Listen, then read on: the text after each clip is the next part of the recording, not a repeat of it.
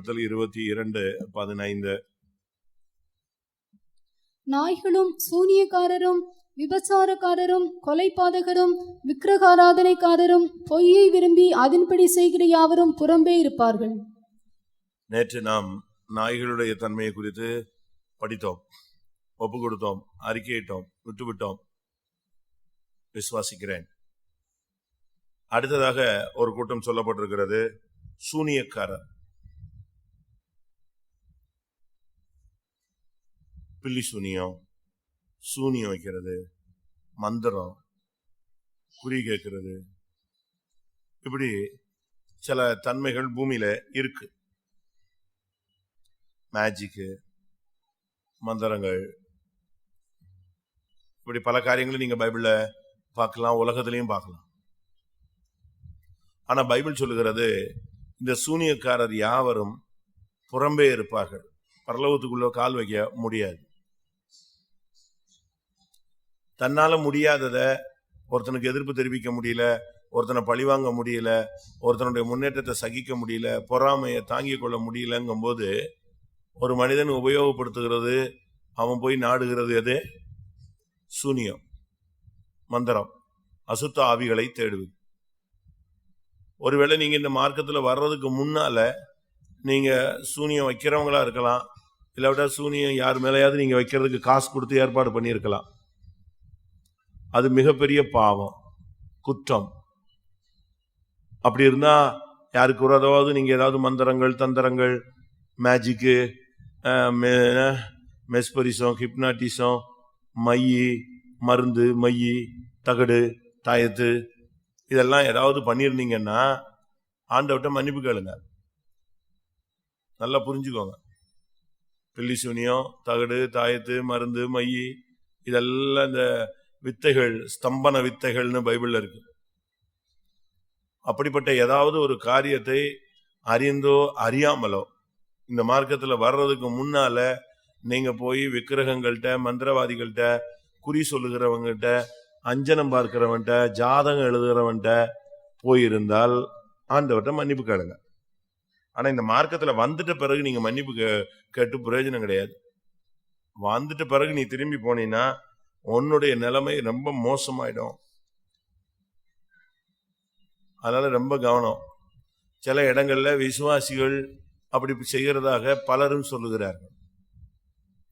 எனக்கு விரோதமா அந்த விசுவாசி வச்சுட்டான், இந்த விசுவாசி வச்சுட்டான், அப்படிலாம் நம்ம சொல்லி பழகவே கூடாது. நல்ல ஒரு விசுவாசி ஊழியக்காரனுக்கு செய்வனை சூனியங்கள் என்ன செய்யாது? என்ன செய்யாது? வேலை செய்யாது. யாக்கோபுக்கு விரோதமான மந்திரவாதம் இல்லை, இஸ்ரவேலுக்கு விரோதமான குறி சொல்லுதலும் இல்லை. அப்ப மந்திரவாதம், குறி சொல்லுதல் நம்ம விசுவாசிகளுக்கு ஒரு சிலருக்கு வேலை செய்த, அதுக்கு காரணம் என்ன? இவன் யாக்கோபா இல்ல, இல்லாட்ட இஸ்ரவேலா இல்லைன்னு அர்த்தம். அதனால அது உள்ள பூந்துருது, சான்ஸ் கிடைச்சா உள்ள வந்து. விசுவாசிகள் இப்படி தவறான பழக்க வழக்கங்களை நீங்கள் வைக்கக்கூடாது. நாள் பார்க்கறது, அஞ்சனம் பார்க்கறது, தீ மிதிக்கிறது, நல்ல நாள் கெட்ட நாள் பார்க்கறது, ஜாதகம் பார்க்கறது, ராசி பலன் பார்க்கறது, இதெல்லாம் ஏதாவது இருக்கா? ஒரு இடத்துல ஒரு கல்யாணத்துக்கு ஒரு டேட்டை கொடுத்தா இல்லவே இல்லை, இந்த டேட்டு தான் வேணுங்கிறான். சரி, நமக்கு ஒன்றும் தெரியாதுல்ல, சரின்னு கொடுத்தாச்சு. கடைசியில் பார்த்தா அது முகூர்த்த நாள். அதுக்கு தான் இவன் செஞ்சிருக்கான், இவ்வளவு போராடி இருக்கான். பாஸ்டர் ஜோயல் அவர்கள் சொல்லும்போது சொல்லுவார், என் டைரியில எப்ப ஃப்ரீ இருக்கோ அதுதான் உனக்கு முகூர்த்தம் பாரு. என் டைரியில எப்ப ஃப்ரீயான டேட்லாம் இருக்கோ அதுதான் உனக்கு என்னது? முகூர்த்த நாள். நம்ம ஆளுங்க ஒரு சிலர்லாம் செவ்வாய்க்கிழமை ஓடியே விடுவான். அதுக்கு எப்படியாவது மாத்துறதுக்கு எங்க அண்ணன் எங்க ஒத்துக்க மாட்டாரு, எங்க மாமா ஒத்துக்க மாட்டாரு, எங்க அக்கா வரமாட்டா, அது லீவு கிடைக்காது. ஏன்னா செவ்வாய்க்கிழமை என்னதான்? செவ்வாய் வெறுவாய், அதனால வெறுமையா போயிடும் வாழ்க்கை. இப்படிலாம் சொல்லுவாங்க. ஆடி மாசத்துல கல்யாணம் வைக்க மாட்டா விசுவாசி, ஏன்னா ஆடி போயிடுமா. ஏன் மற்றதுல பண்ணா அமர்ந்து இருக்காங்க, எல்லாமே ஆடத்தான் செய்யுதுங்க. ஆனா யூதர்கள் செவ்வாய்க்கிழமை தான் கல்யாணம் வைக்கிறான். அவன் எபிரேய மொழியில உள்ள பைபிளை வச்சுக்கிட்டு ஆண்டவர் 7 நாளை உண்டாக்குனார் இல்லையா, அதுல செவ்வாய்க்கிழமை தான் நல்லதுன்னு 2 ட்ரிப் சொல்லியிருக்காராம். அதனால அது என்னது? செவ்வாய்க்கிழமை தான் அவனுக்கு கரெக்ட். இந்த பிராமின்லாம் என்ன பண்ணுவாங்க, ஆடி மாசத்துல கல்யாணம் கேட்டினா ஆடி போயிடுன்னு சொல்லிட்டு, ஆனா பிராமின் கல்யாணம்லாம் எப்பதான் நடக்குது சொல்லுங்க? ஆடி மாசம்லாம் நடக்குது. ஏன்னா இந்த முகூர்த்த நாள், அந்த நாள், இந்த நாள்னா காய்கறி கீகறி மண்டபம் கண்டபெல்லாம் ஃபுல் ரேட்ல ஏறி போயிடுங்க. அப்பெல்லாம் நம்ம ஆளு கிடந்து மல்லு கட்டுவான். இவங்க கல்யாணம் கட்டும் போது மண்டபம்லாம் காத்தாடிட்டு இருக்கோம், காய்கறிலாம் மொத்தமா டவுன்ல இருக்கும். அப்பெல்லாம் அவர் கட்டிட்டு போயிடுவார். இது நம்ம ஆளுங்களுக்கு தெரியாதுங்க. நம்ம செவ்வாய்க்கிழமை வேண்டாம். இந்த மார்க்கத்துல வந்துட்ட பிறகு நாள், நட்சத்திரம், ராசி இதெல்லாமே நீங்க பாத்தீங்கன்னா அது உங்களுடைய ஆவிக்குரிய வாழ்க்கையை கெடுக்கும். பைபிள் சொல்லுகிறது, யாத்திராகமும் 22:18 சூனியக்காரனை உயிரோட வைக்காத அப்படிங்குது, கொன்னுடுங்குது. சூனியக்காரியை உயிரோட வைக்க வேண்டாம், வைக்காத. சவுல் இதை ஆரம்பத்துல செஞ்சாரு. சவுல் ஆட்சிக்கு வந்த உடனே இந்த சூனிய வைக்கிறவன், அஞ்சனம் பாக்குறவன், குறி சொல்றவன் எல்லாரையும் அடிச்சு துரத்தி விரட்டி எடுத்துட்டான். ஆனா கர்த்தர் பதில் சொல்லாத ஒரு காலகட்டம் வந்த போது இவன் யார தேடினா? அஞ்சனம் பார்க்கிற பெண்ணை தேடினான். அதுதான் அவனை தற்கொலை பண்ணி சாக வச்சுது. அந்த பொண்ணு சொன்னா, நீ தானே சவுலுன்னு. இவன் அங்கேயே பொத்துன்னு விழுந்து கிடந்தான், அபிஷேகம் பெற்றவன். கடைசியில முடிவு, கில்போவா மலையில் வெட்டப்பட்டு செத்தான். அஞ்சனம் பார்க்கிறவங்கள உயிரோட வைக்க கூடாது. பிழையாமை கொன்றதுக்கு காரணம், அவன் முதல்ல நல்லவனா இருந்தான், அது பிறகு குறி சொல்றவனா மாறிட்டான். நிமித்தம் பார்க்கிறவனாய், நாள் நேரம் பார்க்கிறவனாய் மாறினான். கர்த்தர் அதனால் அவனை கொல்ல அனுமதித்தார். நம்முடைய வாழ்க்கையில இந்த சூனியம் பார்க்கிற ஆளுங்களை அவங்களுடைய கான்டாக்ட வச்சுக்க கூடாது, அவங்களோடு நீங்க பழகக்கூடாது, அவங்களோடு நீங்க போய் எனக்கு கொஞ்சம் ஏதாவது செஞ்சு வை அப்படின்னு சொல்லக்கூடாது. சில விசுவாசிகள் அப்படி பழகுறீங்க. உபாகமம் 18:10 படி அப்படிப்பட்ட ஆட்கள் உங்களுக்குள்ளே இருக்க வேண்டாம். தன் மகனையாவது தன் மகளையாவது தீக்கடக்க பண்ணுகிறவனும், குறி சொல்லுகிறவனும், நாள் பார்க்கிறவனும், அஞ்சனம் பார்க்கிறவனும், சூனியக்காரனும், மந்திரவாதியும், சன்னதக்காரனும், மாயவித்தைக்காரனும், செத்தவரிடத்தில் குறி கேட்கிறவனும் உங்களுக்குள்ளே இருக்க வேண்டாம். உங்களுக்குள் இருக்க வேண்டாம். இதெல்லாம் பைபிள்ல ரொம்ப தெளிவா இருக்கு. நீ தெய்வத்தை மாத்திரம்தான் நம்பணும். உன் தேவனாகிய கர்த்தர் ஒருவரையே நீ பணிந்து கொள்வாயாக. அவர் ஒருவர் தான் தேவன், வேற தேவன் கிடையாது. நீ செய்வன இப்படிலாம் நீ போகக்கூடாது. அப்படிப்பட்ட இடங்களுக்கு நீ போகக்கூடாது. விக்கிரகத்தின் பெயர் முதலாய் உன் வாயிலிருந்து என்ன செய்யக்கூடாது? வர கூடாது. உன் வீட்டுல விக்கிரகம் இருக்கக்கூடாது. விக்கிரக சம்பந்தப்பட்ட எதுவுமே என்ன செய்யக்கூடாது? உன் வீட்டுல இருக்க கூடாது. ஒரு சிலர்லாம் தாத்தா பாட்டியை வச்சு மாலை போட்டுட்டு, நல்ல எலக்ட்ரிக்கல்ல லைட் போட்டு சுத்தி சுத்தி லைட் ஓடுற மாதிரி வச்சுக்கிட்டு, கேட்டா என் பையனுக்கு தாத்தாவை தெரியணுமா? அவன் பையனுக்கு தாத்தா தெரிஞ்சா என்ன, நேர போய் கூட பேர போறான்? முன்னோர்களை பத்தி தெரியணுமா? இதுதான் அரிசிக்காரன்னு சொல்றான். அரிசிக்காரன் இதுதானே சொல்றான். அது சிலை அல்ல. கல் என்று கண்டால் கல்லு, கடவுள் என்று கண்டால் அது கடவுளாம். அவன் பார்க்கிற விதத்துலதான் இருக்குங்கிறான். இந்த வேலையெல்லாம் ஆகாது. நான் ஒரு வீட்டுக்கு போனேன், அழகா ஒரு அணையா விளக்கு எரிஞ்சுது. அது ஒரு குழந்தை. எனக்கு விஷயம் தெரியாதா? நான் என்ன குழந்தைக்கு லைட் போட்டு வச்சிருக்கீங்க அப்படின்னு. இது எனக்கு ஒரு பையன் பிறந்து இறந்து போயிட்டான். இப்ப இருக்கிறது 2 பொண்ணுங்க தான். பையன் செத்து போயிட்டான். பையன் 1.5 வயசுலயோ 6 மாசத்துலயோ செத்துருக்காங்க. 20 வருஷமா அந்த லைட்டை வச்சுக்கிட்டு எரிஞ்சுக்கிட்டே இருக்கு. விக்கிரகங்கள். உனக்கு ஒரு பொருள் விக்கிரகமா மாறக்கூடாது. ஒரு போட்டோல இருக்கிற உன்னுடைய முன்னோர்கள் விக்கிரகமா மாறக்கூடாது. அன்னைக்கு சோறு பொங்கி போடுறது, அன்னைக்கு சோறு வைக்கிறது, அன்னைக்கு 4 பேரை கூப்பிட்டு அன்னதானம் பண்றது, காக்காக்கு சோறு வைக்கிறது, இதெல்லாம் நீ விட்டு வந்த மார்க்கத்தினுடைய வேடிக்கை பொருட்கள். இருக்கும்போது உங்க அம்மா அப்பாவுக்கு ஒழுங்கா சோத்தை போட்டு பரலோகத்துக்கு அனுப்புறதுக்கு வழியை பாரு. போன பிறகு 4 பேருக்கு போட்ட உடனே உங்க அம்மா போயிட போறது இல்லை. எரேமியா 27:9.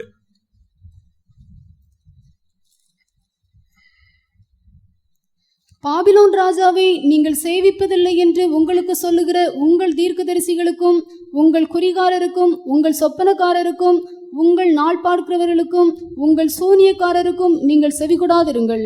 சூனியக்காரங்களுக்கு செவி கொடுக்க கூடாது.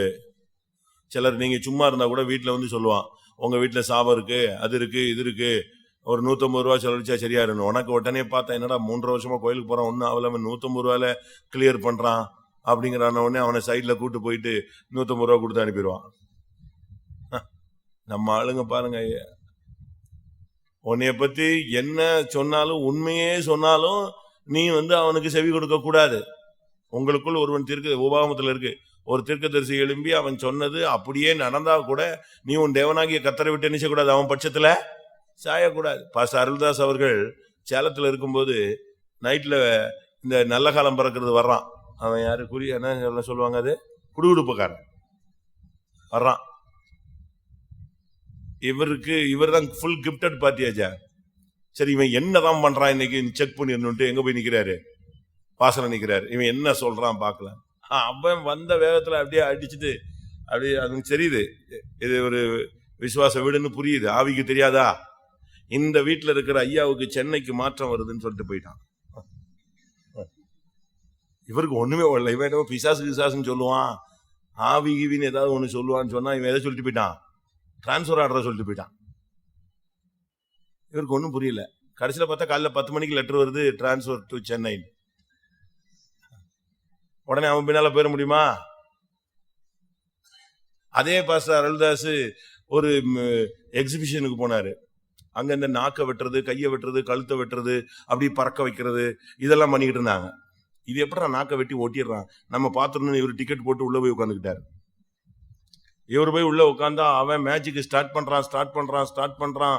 முன்னுக்கும் போக முடியல, பின்னுக்கும் போக முடியல, அப்படியே நிக்குது எல்லாமே. அவன் அப்படியே உட்கார்ந்தான். எல்லாரும் கேட்டாங்க, என்னப்பா ஷோ ஸ்டார்ட் பண்ணலையான்னு. இல்ல ஸ்டார்ட் பண்ணுவோங்கிறான். இவர் அங்க நின்றுட்டு எப்படி நாக்க வெட்டுறான், ஒட்டுது, அதை பார்க்கணும்னு இவர் நிக்க. அவன் என்னெல்லாம பண்ணி பார்த்தா நாக்கும் வெட்ட முடியல, கழுத்தையும் வெட்ட முடியல. என்ன பண்றதுன்னு தெரியல அவனுக்கு. ஜனங்கள்லாம் கத்துறாங்க, டைம் முடிஞ்சு போச்சு, சீக்கிரம் செய்யுன்னு. அதுல முக்கியமான அந்த மேஜிக் பண்றவன் நேரம் உள்ள போனான், மை போட்டான். என்ன ப்ராப்ளம், மை போட்டா ஜிப்பா தான் வருது. இவர் நிக்கிறாரு. உடனே அவன் புரிஞ்சுக்கிட்டான், இந்த ஆள் தான் ஏதோ ப்ராப்ளம் சொல்லிட்டு நேரம் வந்தான். நீங்க ஃபாதரா? ஆமா. தயவு செய்து நீங்க கொடுத்த டோக்கன் காசை கொடுத்துட்றோம், நீங்க எங்க வந்துருங்க, வெளியே வாங்க, பொழப்ப கெடுக்காதீங்க, அங்க ஒண்ணுமே ஒர்க் அவுட் ஆக மாட்டேங்குது. இவர் சொன்னார், இல்ல நான் காசு கொடுத்துருக்கேன், நான் பார்க்கணும்னு தான் நிக்கிறேன். இல்ல, நீ என்ன காசு கொடுத்தாலும் இன்னைக்கு என்ன செய்யாது, அது ஓடாது, கையும் வெட்டாது, துண்டும் பாகாது. இப்படியே இருக்கு. இப்படித்தான் உனக்குள்ள வல்லமை இருக்கணும். நீ அதை விட்டுட்டு நீ சூனியத்துக்கும் அஞ்சனம் பார்க்கறதுக்கும் நாள் பார்க்கறதுக்கும் போக கூடாது. ஒரு விசுவாசி இப்பவும் இருக்காரு, பேர் சொன்னா கூட நீங்க கண்டுபிடிச்சிருவீங்க. மதுரை லோக்கல்ல உள்ள விசுவாசி தான். அவங்க வீட்டுக்கிட்ட இந்த ஆவி கோயில் கொடைக்கு ஆடிட்டு வரும் பாருங்க, கரெக்டா இந்த விசுவாசி வீட்டுக்கிட்ட வந்த உடனே கப்புன்னு ஆஃப் ஆயிடும். ஃபுல்லா ஒரு ஆட்டம், அருளும் இருக்காது, மருளும் இருக்காது, ஒன்னும் இருக்காது. அவங்க அப்படியே அமைதியா கூட்டு போவாங்க. இவர் வீட்டை தாண்டி 2வது வீட்டுக்கு போன உடனே ஆட்டம் வந்துடும். வருஷம் இதே தான். அப்ப என்ன நடக்குது, அந்த விசுவாசி வீட்டை சுத்தி எது இருக்கு, தேவனுடைய வல்லமை இருக்கு. இன்னைக்கு இருக்க அந்த விசுவாசி அதை விட்டு நீ போய் குறி கேட்கறதுக்கும் அஞ்சனம் பார்க்கறதுக்கும் பின்னாலையும் போனீங்கன்னா பரலோக ராஜ்யத்துக்கு புறம்பாக இருப்பாய். தெரியாமலோ தெரிஞ்சோ அவன் சொன்னான் இவன் சொன்னான் ஃப்ரெண்ட்ஸ் சொன்னாங்கன்னு எங்கேயாவது போயிருந்தா இன்னைக்கு மன்னிப்பு கேட்டு. மல்கியா 3:5. நான் நியாய தீர்ப்பு செய்யும்படி உங்களிடத்தில் வந்து சூனியக்காரருக்கும் விபசாரக்காரருக்கும் பொய்யான இடுகிறவர்களுக்கும் எனக்கு பயப்படாமல் விதவைகளும் திக்கற்ற பிள்ளைகளுமாகிய கூலிக்காரரின் கூலியை அபகரித்துக் கொள்கிறவர்களுக்கும் பரதேசிக்கு அநியாயம் செய்கிறவர்களுக்கும் விரோதமாய் தீவிரமான சாட்சியாயிருப்பேன் என்று சேனைகளின் கர்த்தர் சொல்லுகிறார். நீ சூனியம் பார்த்தீன்னு சொன்னா கர்த்தர் உனக்கு நியாய தீர்ப்பு கொடுப்பார். கர்த்தரே உனக்கு எதிராக சாட்சியா இருப்பார்.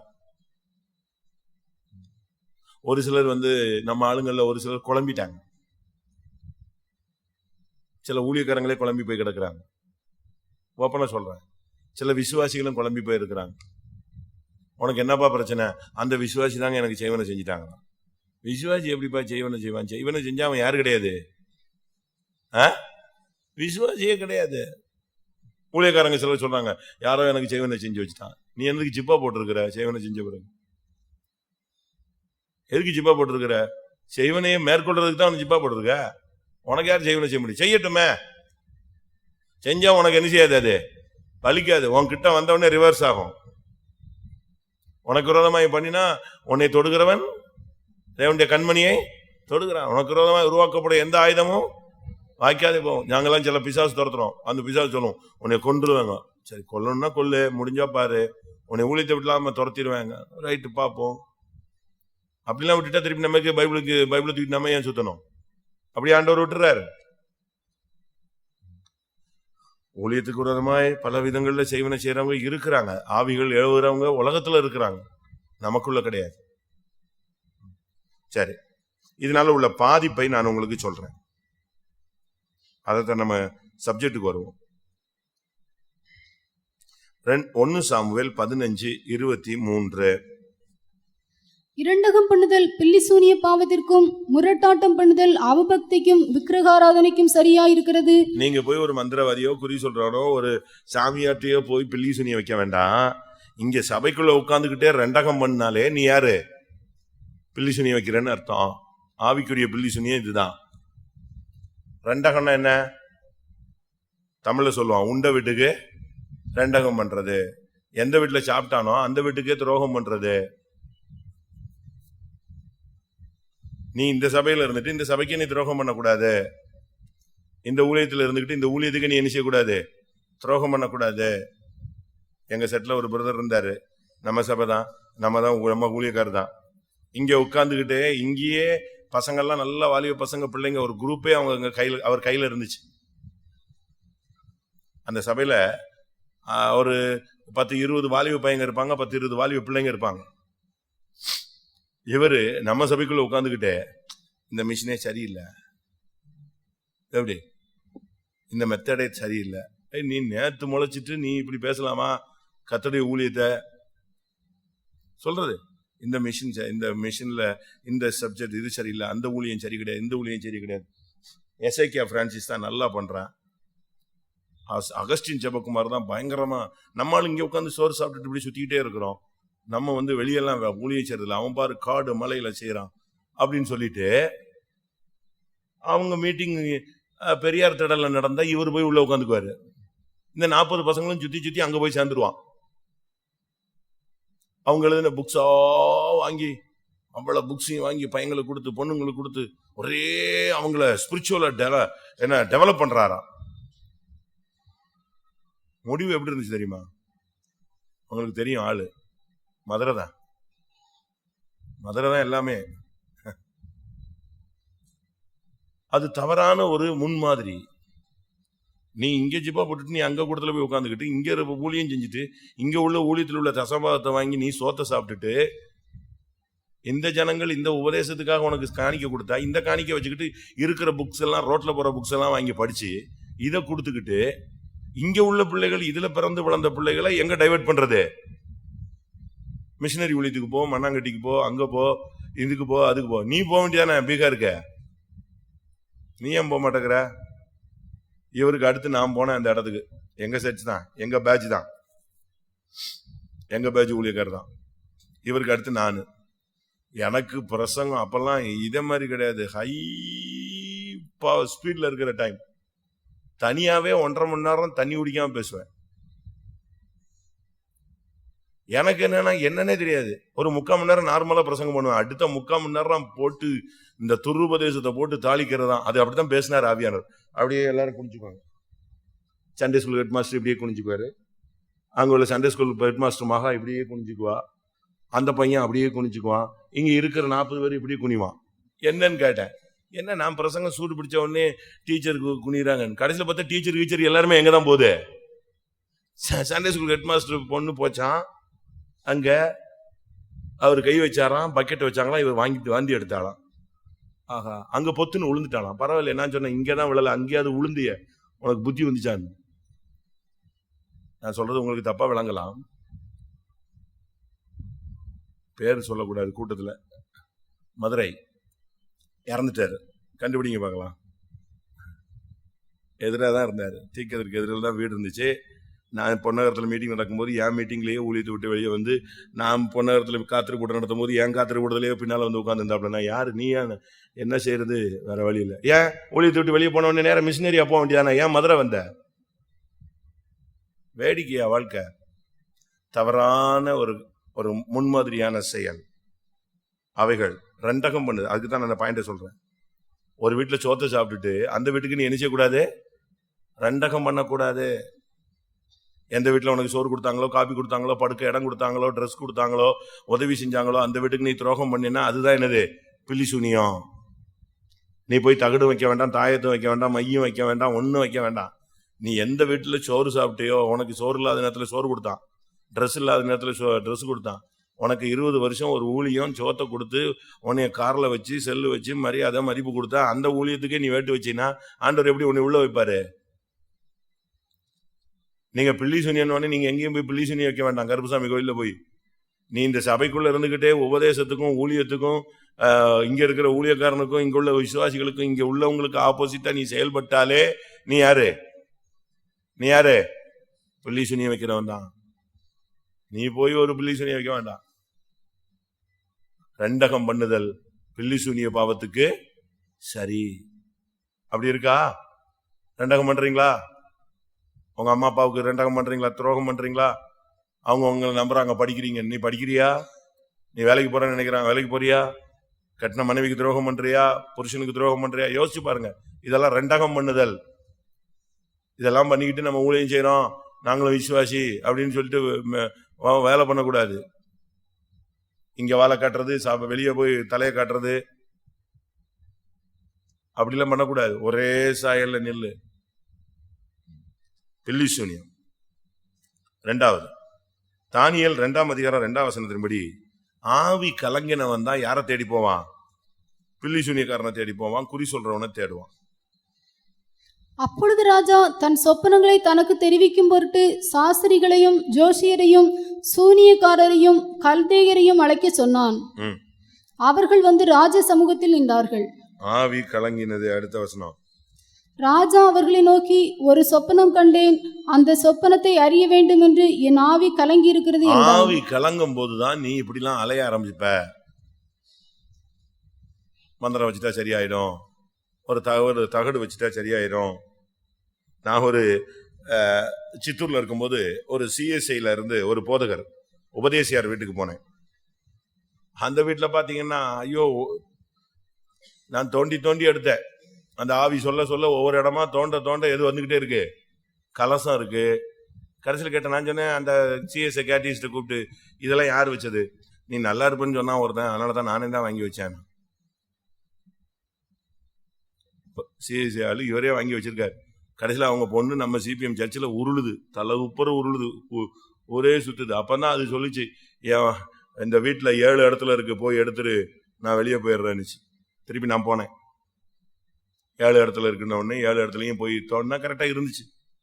எடுத்து கொளுத்துனோம். அதோட அந்த பிள்ளை தெளிவாயிடுச்சு.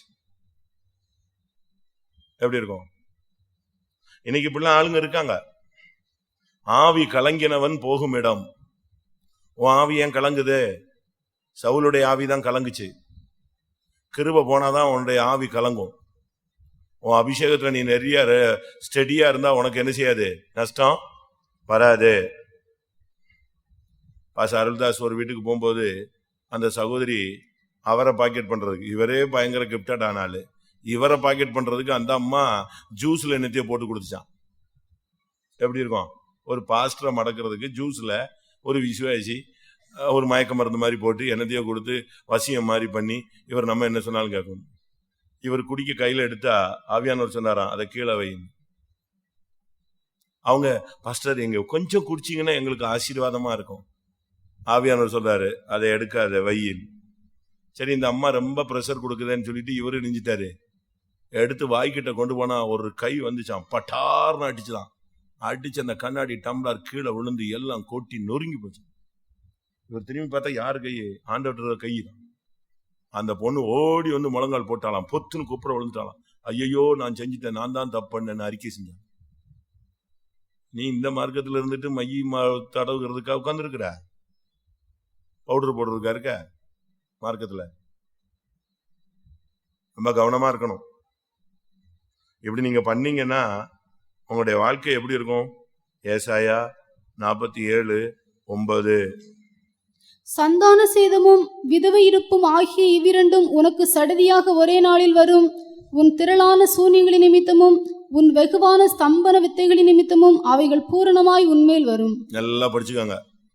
சூனியம் பண்ணினா சந்தான சேதம், பிள்ளைகளுக்கு சேதம் உண்டாகும். உன்னுடைய புருஷன் இறந்து நீ விதவையாய் மாறுவாய். திரும்ப அந்த வசனம் வாசிங்க. பயங்காட்டுறன்னு நினைச்சிட போறாங்க, என்னை தப்பா விளங்கிற போறாங்க. சந்தான சேதமும் விதவை இருப்பும் ஆகிய இவ்விரண்டும் உனக்கு சடதியாக ஒரே நாளில் வரும். உன் திரளான சூனியங்களின் நிமித்தமும் உன் வெகுவான சம்பன வித்தைகளின் நிமித்தமும் அவைகள் பூரணமாய் உன்மேல் வரும். அப்படித்தானே பைபிள்ல இருக்கு. சூனியம் பண்ண, அப்படிப்பட்ட ஆளுங்களை தேடின, அப்படிப்பட்ட ஒரு ஜீவியத்துக்கு நீ இடம் கொடுத்தீங்கன்னா சந்தான சேதம். சந்தான சேதம் என்னது? பிள்ளைகள் தான் சந்தானம். உன் சந்ததிக்கு சேதம் உண்டாகும். ஒரே நாள்ல சேதம் உண்டாகும், ஒரே நாள்ல விதவை இருப்பு உண்டாகும். இதெல்லாம் ஏன் சடுதியில நடக்குங்கிறத நீங்க யோசிக்கணும். ரெண்டகம் பண்ணுனா இப்படிப்பட்ட சம்பவங்கள் நம்முடைய குடும்பங்கள்ல உண்டாகும். 2 ராஜாக்கள் 9:22. யோதாம் யெகூவை கண்டவுடனே யெகூவே சமாதானமாய் என்றான். அதற்கு யெகூ, உன் தாயாகிய யேசபேலின் வேசித்தனங்களும் அவளுடைய பில்லி சூனியங்களும் இத்தனை ஏராளமாயிருக்கையில் சமாதானம் ஏது என்றான். உன் தாயாகிய யேசபேலுடைய பில்லி சூனியங்களும் வேசித்தனங்களும் இவ்வளவு அதிகமா இருக்கும்போது சமாதானம் ஏது? யேசபேல் அப்படின்னா கற்பில்லாதவள்னு அர்த்தம். சபையை தீட்டுப்படுத்துகிறது, ஊழியத்தை தீட்டுப்படுத்துகிற ஒரு ஆவின்னு வெளிப்படுத்தல் 2:3 வாசிக்கும். இது ஒரு ஆவி, யேசபேலுடைய ஆவி. இந்த ஆவியை பத்தி, இந்த ஆளை பத்தி பேசும்போது யெகூட்ட கேட்கிறாங்க, சமாதானமா? அவன் சொன்ன, என்னையா சமாதானம்? பில்லி சுனியை வச்சுக்கிட்டு இருக்கிற சமாதானமா? வேலையை பார்த்து போடணும். கடைசியில யேசபேலுடைய நிலவரம் என்னாச்சு தெரியுமா? சொல்லுங்க. மாடியில இருந்து தூக்கி போட்டான் 2-3 பேர் சேர்ந்து, கீழே விழுந்து நொறுங்கி போனான்.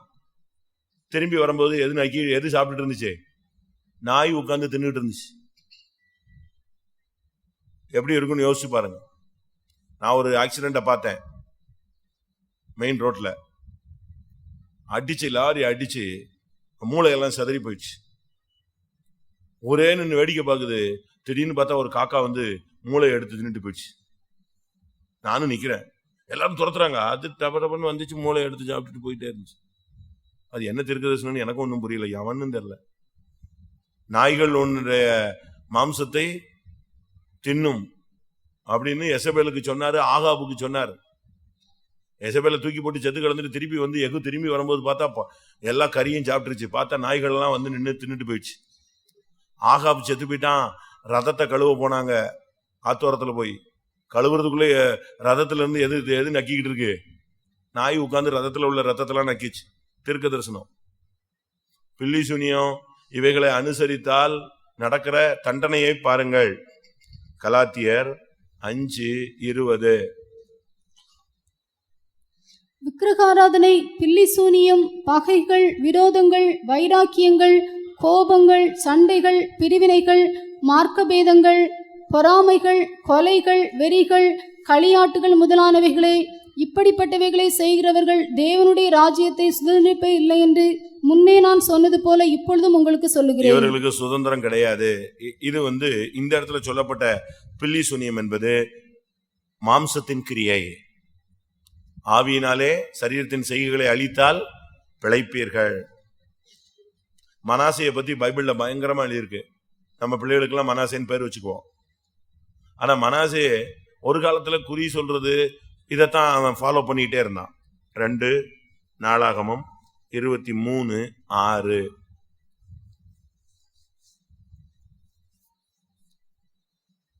இல்லையா?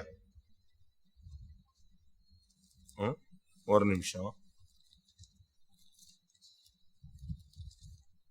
வெயிட் 33:6. 2 நாளாகமம் 33:6. அவன் இன்னும் குமாரரின் பள்ளத்தாக்கிலே தன் குமாரரை தீ மிதிக்க பண்ணி நாளும் நிமித்தமும் பார்த்து பில்லி சூனியங்களை அனுசரித்து அஞ்சனம் பார்க்கிறவர்களையும் குறி சொல்லுகிறவர்களையும் வைத்து கர்த்தருக்கு கோபம் உண்டாக அவர் பார்வைக்கு மிகுதியும் பொல்லாப்பானதை செய்தான். இதுக்குதான் கர்த்தர் போட்டு அவனை முச்சடியில பிடிச்சு வெங்கல சங்கில வச்சு நாயை இழுத்துட்டு போக வச்சார். ஒன்று, ஆவி கலங்கினவன் பில்லிசுனிய வைப்பான். அப்படி பில்லிசுனிய வைத்து அப்படி ஃபாலோ பண்ணா நமக்கு சந்தான சேதம் உண்டாகும், விதவை இருப்பு உண்டாகும். ரெண்டகம் பண்ணுதல் பில்லிசுனியத்துக்கு ஒத்ததான. பில்லிசுனியம் இருக்கிற இடத்துல இல்லாவிட்டா அப்படிப்பட்ட சுவாபங்கள் இருக்கிற இடத்துல சமாதானம் இருக்காது. அது ஒரு மாம்சத்தின் கிரியை.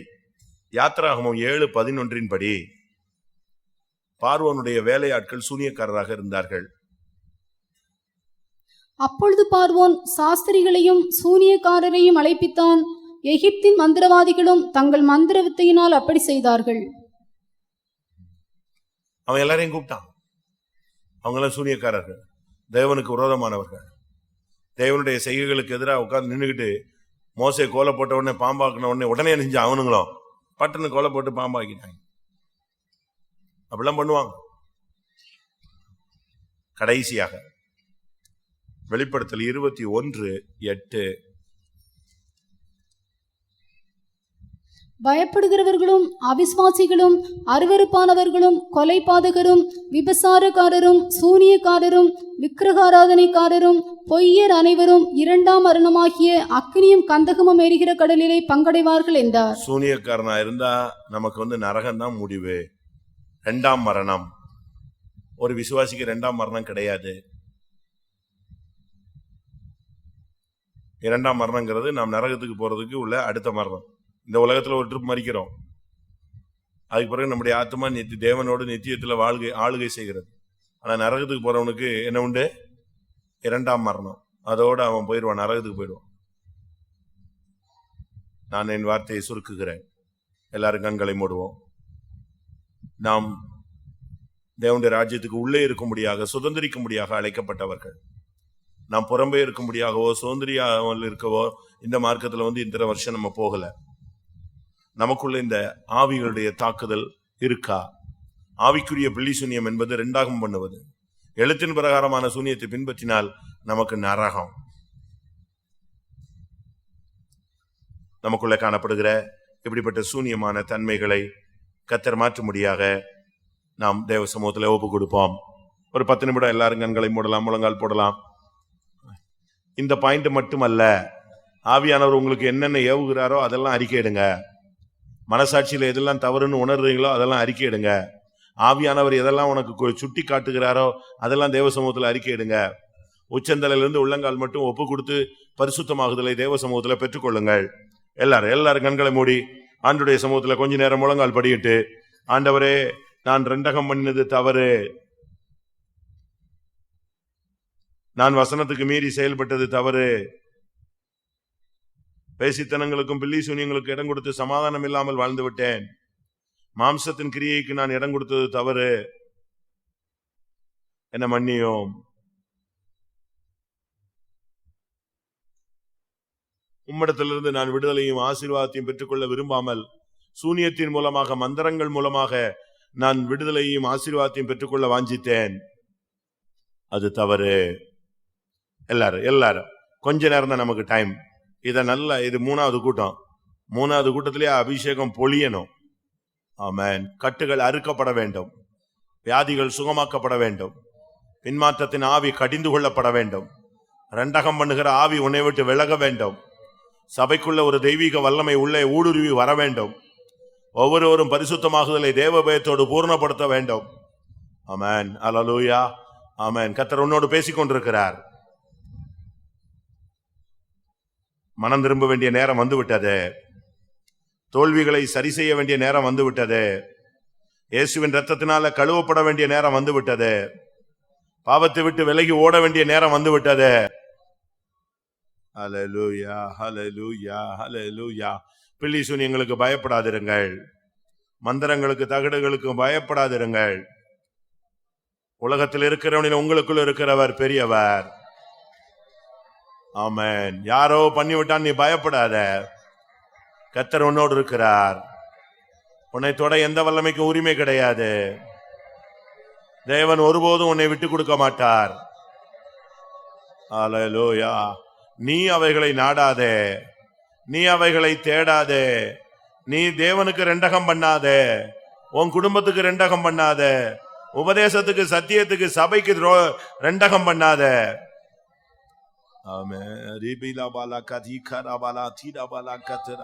வாய திறங்க, போராடுங்க, தேவ சமூகத்துல சீர்படுங்க.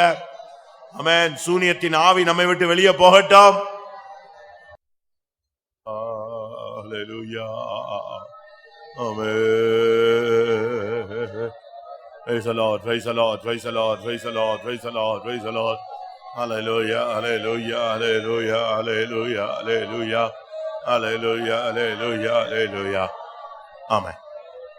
இந்த இப்பொழுது கேட்ட வசனத்திலே ஏதாவது உங்களுக்குள்ளே ஒரு உணர்வு வந்தால், ஆவிக்குரிய பில்லி சூனியங்களோ இல்லாவிட்டால் எழுத்தின் பிரகாரமான பில்லி சூனியத்தின் தாக்குதல்களுக்கோ நீங்கள் உட்பட்டிருந்தால், இல்லாவிட்டால் நீங்கள் அதை செயல்படுத்தி இருந்தால், ஆண்டவருடைய சமூகத்தில் நான் எப்படி ரெண்டகம் பண்ணிவிட்டேன், மாம்சத்தின் கிரியையாகி நான் அதை வெளிப்படுத்தி விட்டேன், நான் தேவனுக்கு முன்பாக என்னுடைய குடும்பம் பாதிக்கப்படுவதற்கு நான் தான் காரணம், அப்படி என்பது நீங்கள் உணர்ந்தீர்கள் என்றால் எழும்பி அறிக்கை செய்து இவைகளை விட்டுவிட இரக்கம் பெற நீங்கள் வாஞ்சித்தால் எழும்பி அறிக்கையிடலாம். இன்னைக்கு கொஞ்சம் நேரம் எடுப்போம். அறிக்கை சீக்கிரமா முடிக்கிறதுக்கு காரணம் ஒரு அபிஷேகம் வரணும். ஏனென்றால் மூன்றாவது கூட்டம். ஒரு கூட்டத்துல ஒரு காளையை நம்ம பலியா ஒப்பு கொடுக்கறது மாதிரிதான். இந்த 3 காளையும் இப்படியே இருக்கக்கூடாது, சாம்பல் ஆகணும். பலிபடத்துல ஒரு அக்கினி இறங்க வேண்டும். ஆமென். எழும்பி அறிக்கையிடலாம். நான் தேவனுக்கு துரோகம் பண்ணினேன், ரெண்டகம் பண்ணினேன், உபதேசத்துக்கு ரெண்டகம் பண்ணி இருக்கிறேன், இந்த சத்தியத்துக்கு நான் ரெண்டகம் பண்ணி இருக்கிறேன், வசனத்துக்கு விரோதமாய் நான் செயல்பட்டிருக்கிறேன், பரிசுத்தத்துக்கு விரோதமாய் நான் செயல்பட்டிருக்கிறேன், விசுவாசத்துக்கு விரோதமாய் ரெண்டகம் பண்ணி இருக்கிறேன், தவறு, மன்னியும், புண்ணிய ரத்தத்தினால் என்னை கழுவோம், எனக்கு அதுல இருந்து இப்படிப்பட்ட காரியங்கள் விடுதலை தாரும், என்னை ஏற்றுக்கொள்ளும்.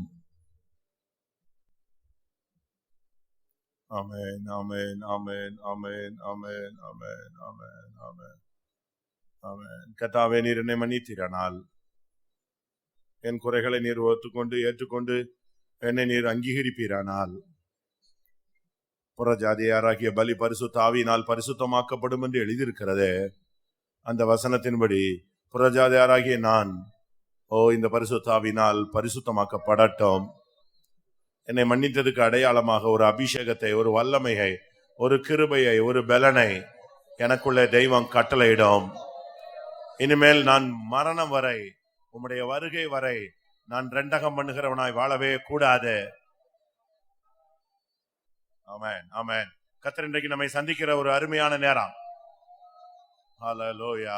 உங்களுடைய அறிக்கை சரியா இருக்குமானால் அக்கினியும் சரியாய் இறங்கும். ஹல்லேலூயா, ஹல்லேலூயா, ஹல்லேலூயா. உங்களை நீங்கள் ஆயத்தப்படுத்திக் கொள்ளுங்கள். ஆமென். ஒரு வல்லமை உங்கள் மேல் விழட்டும். இது அசதியா இருக்கிற நேரம் அல்ல. முழங்காலில் நின்ற தேவனுடைய வல்லமையை பெற்றுக்கொள்ள வேண்டிய நேரம். ஹல்லேலூயா. விடுதலையின் வல்லமை, ஜெயத்தின் வல்லமை, பரிசுத்தத்தின் வல்லமை, பாவத்தை மேற்கொள்ளும் வல்லமை, ஒரு விசேஷித்த கிருபை கர்த்தர் உனக்கு தரப்போகிறார். ஆமென்.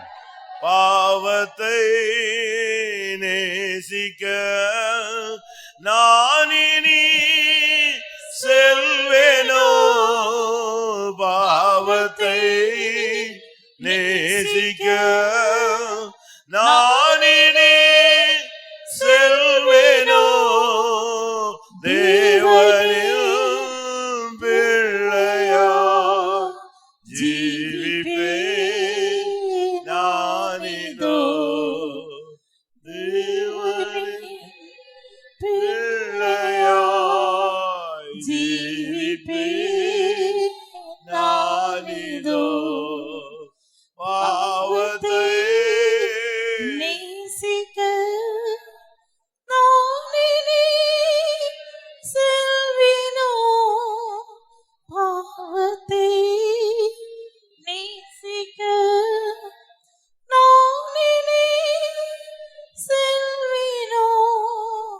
தேவனே பிள்ளையா ஜீவிப்பே நானிதோ. தேவனே பிள்ளையா ஜீவிப்பே நானிதோ. அந்த அக்கினி இறங்கின பொழுது அந்த காலையெல்லாம் நக்கி போடப்பட்டது. அக்கினி இறங்கின பொழுது அந்த விறகெல்லாம் இல்லாமையே போயிடுச்சு. அந்த கல்லு கில்லு மண்ணு எல்லாமே மொத்தமா ஒண்ணு இல்லாம போயிடுச்சு. ஒரு 2 நிமிஷம் டைம், அதுக்குள்ள இந்த அக்கினி இறங்கணும். இன்னைக்கு இறங்கிடுச்சுன்னா இதுவரைக்கும் நீ அறிக்கை செஞ்சது அப்படியே இல்லாமல் போய்விடுகிறது. எத்தனை பேருக்கு அந்த அனுபவம் வேணும்? கூட்டம் முடியும் போது நீ பாத்தீங்கன்னா ஒண்ணுமே இல்ல. அந்த அக்கினி வரும்பொழுது இதெல்லாம் நக்கி போடப்படும். ஆமென். ஹிலோபானியாராபா ஐலி ஷஹானியாராபாலா கத ஹிலோபாகாராபா கதரா ஓரியாராபா கதிராபானியா ஹலபாலா. நீங்கள் அறிக்கை செய்ததை கர்த்தர் அழிப்பது, அங்கீகரிப்பது, அக்கினி இறக்குவது, இது ஒரு பகுதி. உன்னை மன்னிப்பது, ஏற்றுக்கொள்வது. ஆனால் இந்த அறிக்கை செய்கிற வாழ்க்கையை, தவறான ஒரு வாழ்க்கையை செய்ய வைத்தது ஒரு சக்தி. அந்த சக்தியை கர்த்தர் இப்பொழுது அழிக்க போகிறார். உன்னை மன்னிச்சுட்டு, உன்னை அங்கீகரிச்சுட்டு எல்லாம் கிளியர் பண்ண பிறகு இந்த ஆவி இருந்துச்சுன்னா இந்த ஆவி மறுபடியும் உன்னை இந்த செயலை செய்ய தூண்டுகிறது. ஆமென். கர்த்தர் இப்பொழுது அந்த வல்லமையை ஒழிக்க போகிறார். உன்னையும் உன் பிள்ளைகளையும் தவறான பாதையில இயக்கி கொண்டிருந்த சக்தி, உன்னுடைய ஆவிக்குரிய வாழ்க்கையை திசை திருப்பின வல்லமை, உன்னுடைய தரிசனத்துக்கு மாறான சக்தியை நசரேனா இயேசுவின் நாமத்துல ஆவியானவர் இப்பொழுது நிர்மூலமாக்கட்டும். ஆமென். அந்த விபச்சாரத்தின் ஆவி, அந்த வேசித்தனத்தின் ஆவி, அந்த விழுந்து போன ஆவி, அந்த விக்கிரகத்தின் ஆவி ஓடட்டும், அழியட்டும். ஜெயம் ஜெயம் ஜெயம். இயேசுவின் நாமத்தில் ஜெயம். இயேசு கிறிஸ்துவின் நாமத்தில் ஜெயம்.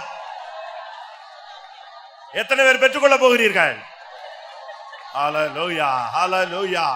ரிக்கபாலபானியா ரபகா திராபானியாரா ஜிபாலபாகா ரபகா ரபகா திராபாகா திராபானி.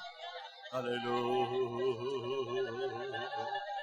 ஆமென் ஆமென் ஆமென் ஆமென் ஆமென் ஆமென்.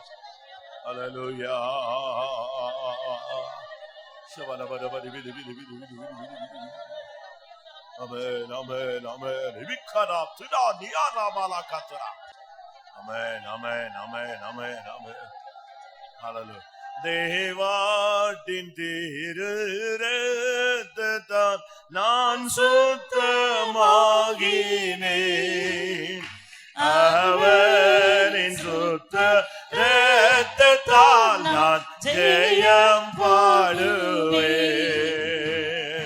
மகிமை ரட்சகா உமக்கென்றோ என்னை நேரிட்டிடு. ஆமென். மகிமை ரட்சகா உமக்கென்றோ என்னை நேரிட்டிடு. துதிப்பேன் உம்மை நான் ஆயுள் முழுவதும் நன்றியோடு அடிபணிந்து. துதிப்பேன் உம்மை நான் ஆயுள் முழுவதும் நன்றியோடு அடிபணிந்து. மகிமை ரட்சகா துதியோ மக்கிட்டு சிற்றில் நின்று நினை மீட்டிடு ததினா. மகிமை ரட்சகா துதியோ மக்கிட்டு சிற்றில் நின்று நினை மீட்டிடு ததினா. துதிப்பேன் உம்மை நான் ஆயுள் முழுவதும் நன்றியோடு அடிபணிந்து. துதிப்பேன் உம்மை நான் ஆயுள் முழுவதும் நன்றியோடு அடிபணிந்து. துதிப்பேன் உம்மை நான் ஆயுள் முழுவதும் நன்றியோடு அடிபணிந்து. துதிப்பேன் உம்மை நான் ஆயுள் முழுவதும் நன்றியோடு அடிபணிந்து. துதிப்பேன் உம்மை நான் ஆயுள் முழுவதும் நன்றியோடு அடிபணிந்து. துதிப்பேன் உம்மை நான் ஆயுள் முழுவதும் நன்றியோடு அடிபணிந்து. ஹல்லேலூயா. முழுவதும் நன்றியோடு அடிபணிந்து.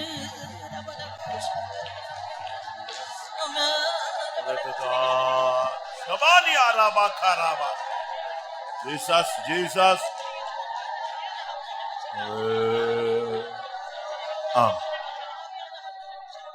ஆமென். கர்த்தருடைய சமூகத்துக்காய் ஸ்தோத்திரம் பண்ணுவோம்.